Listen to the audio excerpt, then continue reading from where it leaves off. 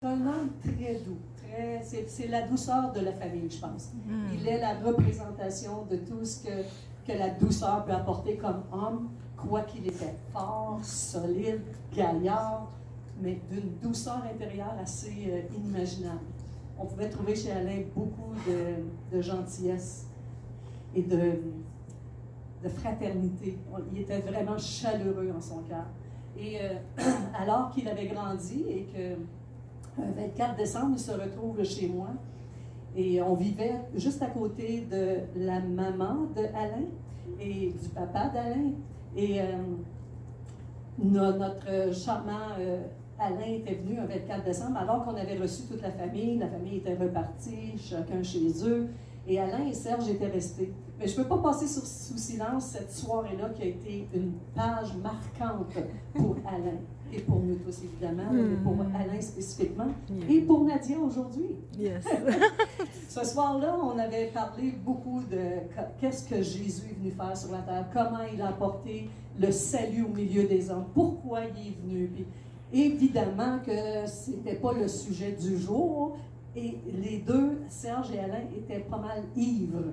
Fait que mais ils posaient plein de questions, puis Serge était plus ou moins, il était très, au contraire, il amenait beaucoup de critiques. Alain, il parlait moins, puis il écoutait plus, puis en tout cas, ils étaient vraiment ivres les deux, ils avaient bu largement toute la soirée.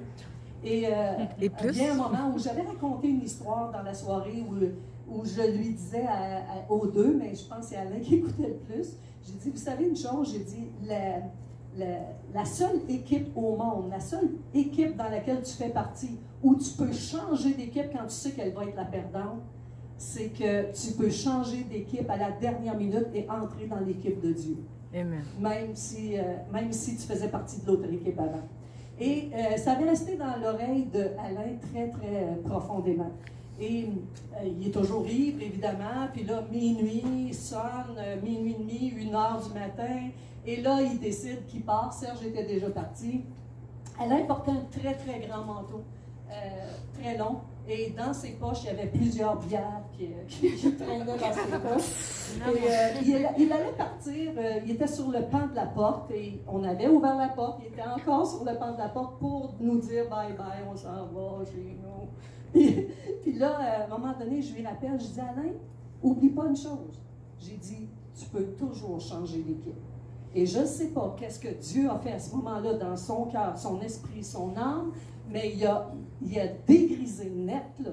Quand je te dis, plus, il n'y a aucun feeling d'alcool n'habitait plus sur lui. Il prend ses bières, il les a jetées par terre, puis il est allé s'asseoir sur le fauteuil, puis il criait « Libéré, libéré, je suis libéré, libéré! » Amen. Et ça a été une glorieuse. Je sais qu'on n'est pas dans un temps glorieux en ce moment, mais personnellement, je suis dans un temps glorieux parce que je sais où Alain est actuellement.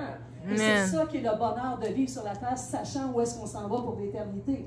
Et Alain, aujourd'hui, bénéficie d'un lieu qui lui a été donné gratuitement, mais il a fallu pour ça qu'il accepte de suivre Jésus. Et c'est sûr que ça a eu des embûches, il y a eu des moments difficiles, mais à l'arrivée de Nadia et de tout ce phénomène, de ce beau mariage qu'on a connu, Nadia qui a apporté sa saveur, Alain qui a retrouvé tout son bon sens, c'était des moments glorieux. Ça ne fait que quoi, 6-7 ans maintenant que vous êtes mariés? On s'en allait sur 6 ans. 6 ans.